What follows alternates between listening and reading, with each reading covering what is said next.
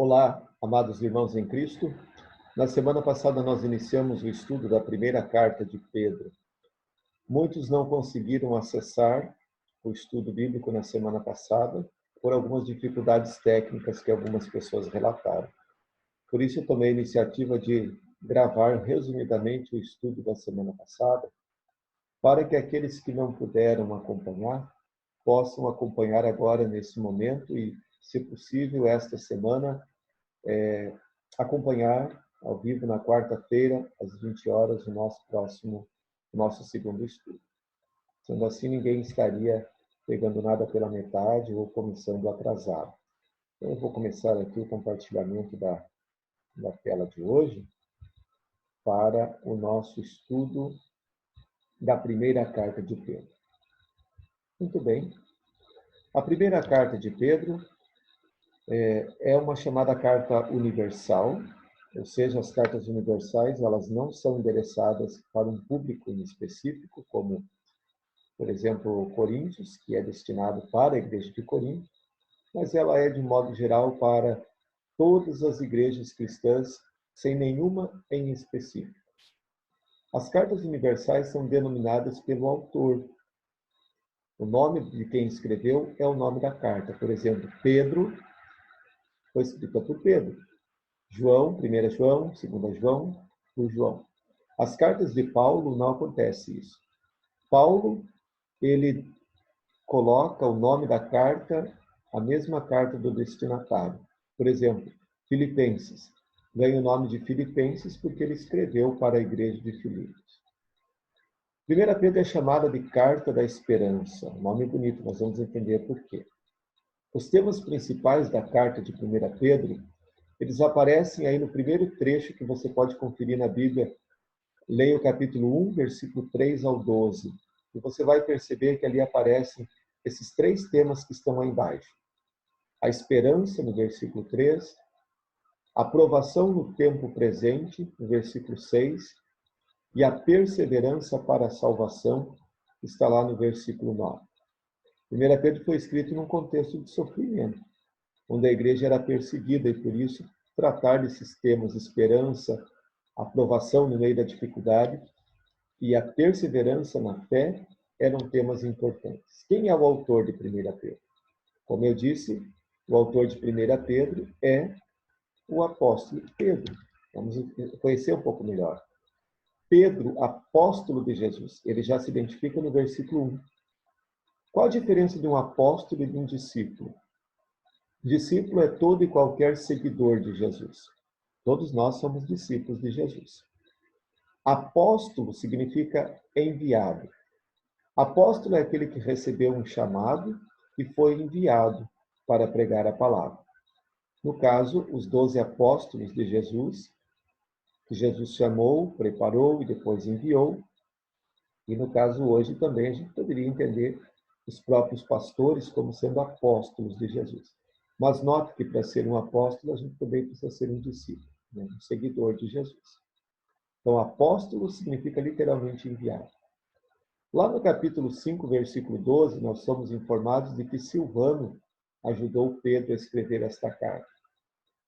Silvano é o mesmo Silas que aparece em Atos 15, 22.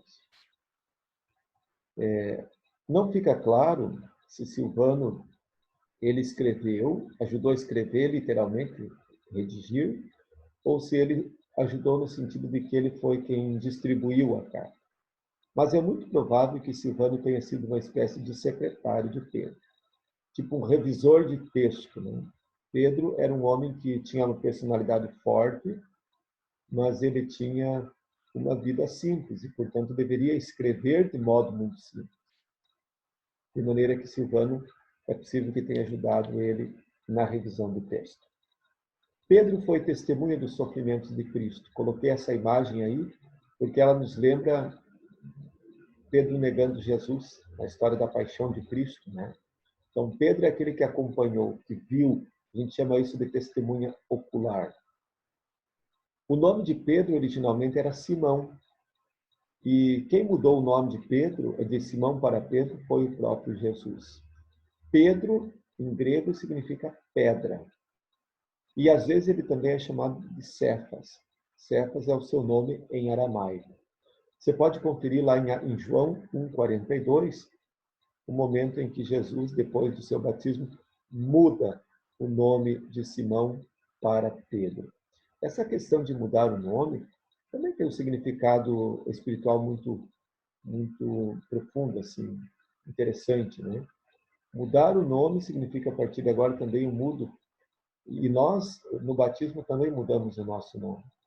Nós passamos a ser chamados de cristão a partir do nosso batismo. Pedro morava na pequenina cidade de Cafarnaum. Ele era casado. Isso é um detalhe muito interessante.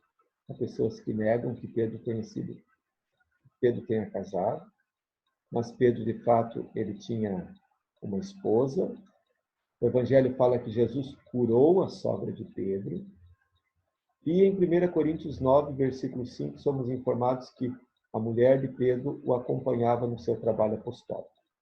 A palavra mulher que aparece ali, nesse texto de 1 Coríntios 9, versículo 5, significa esposa. Então, quando você for conferir na sua Bíblia, você tem que ter essa compreensão. Confira essas passagens bíblicas e você vai ver como isso se torna mais interessante conhecer a Bíblia dessa forma. Pedro era sócio, ele tinha um empreendimento, né? Era sócio de Tiago e João, eles juntos faziam o negócio da pesca. E segundo a tradição, Pedro morreu como mártir em 68 depois de Cristo, crucificado de cabeça para baixo. Mártir é alguém que morre, prefere morrer do que negar o nome de Cristo. E de onde foi que Pedro escreveu esta carta? 1 Pedro, capítulo 5, versículo 13, fala que ele escreveu da Babilônia. Aí está um mapa do Império Romano no tempo de Pedro. Pedro, o Novo Testamento, ele acontece basicamente no Império Romano, né? E 1 Pedro 5,13 fala que ele estava na Babilônia. Essa Babilônia não é a Babilônia que você ouve falar lá do Antigo Testamento. É uma forma figurada para falar de Roma. Encontrou Roma aí, a botinha da Itália? Então, Babilônia havia sido um apelido que principalmente os cristãos haviam dado a Roma. Assim como Babilônia no passado tinha sido perversa, e significava o cativeiro da Babilônia, a perseguição contra os antigos israelitas, agora também Roma, a capital do Império Romano, simbolizava a perseguição do Império contra os cristãos. Por isso eles apelidaram Roma de Babilônia. Então é possível que Pedro tenha escrito essa carta lá de Roma. Para quem Pedro dirigiu a sua carta? Ele dirige ao povo que vive espalhado, ao povo da diáspora. Está lá no primeiro versículo. Diáspora são os cristãos que vivem como minoria entre os pagãos. As igrejas da Ásia Menor foram também as igrejas para as quais Pedro endereçou a sua carta. Essas igrejas da Ásia Menor fica atualmente a Turquia. Você encontra uma lista das igrejas da Ásia Menor lá no livro de Apocalipse. Logo nos primeiros capítulos, quando João endereça sua carta às igrejas da Ásia Menor. Aqui tem algumas cidades, procure a Ásia Menor aí. Encontrou? Ásia Menor, ali ao redor dela você vai encontrar Éfeso, e depois tem outras cidades que não constam aqui, mas se você pegar, por exemplo, lá no livro de Apocalipse, você vai ver que lá cita Tiatira, Sardes, Filadélfia e tantas outras. É muito interessante ler a Bíblia sempre com um mapa por perto, para poder consultar. Se você praticar isso, você vai ver que se torna mais interessante. Aqui, então, dentro do círculo em vermelho, eu coloquei esse mapa para você perceber mais algumas cidades da Ásia Menor, que você pode localizar. Tiatira, por exemplo, Colossos, Éfeso, Mileto, toda essa região ali, ela era conhecida como Ásia Menor. Quando foi que Pedro escreveu a primeira carta? Entre os anos 65 e 67. A gente não tem uma precisão. E o que foi que motivou a escrita de 1 Pedro? Foi basicamente as perseguições promovidas pelo Império Romano contra os cristãos. Aí você vê uma imagem que lembra a antiga Roma. Era um período de muitas provações. O Império Romano era muito cruel, né? E alguns motivos eram o monoteísmo cristão. Monoteísmo quer dizer o culto ao único Deus. E isso significa que o Império Romano, ele não tinha problema com várias divindades. Cada um podia adorar quantos deuses quisesse. Mas o grande problema dos cristãos é que os cristãos não adoravam o imperador como se fosse Deus. E isso era problema para o imperador. Por isso ele via nos cristãos uma ameaça. Ou seja, esses cristãos não querem prestar culto ao imperador romano e por isso eles precisam ser perseguidos. Os cristãos ensinam a igualdade em Cristo. O Império Romano, então, ficava com medo que isso fosse colocar em ameaça a sua hierarquia social. Acabar com a diferença entre escravos e reis e autoridades eclesiásticas. Os cristãos também ameaçavam o comércio da idolatria. Hoje também existem muitos lugares que vivem da exploração do comércio religioso, né? Vendendo imagens e tantos outros amuletos. E isso acontecia no Império Romano. E o cristianismo, então, não tem essas coisas, né? Então, por isso o imperador via isso como uma ameaça.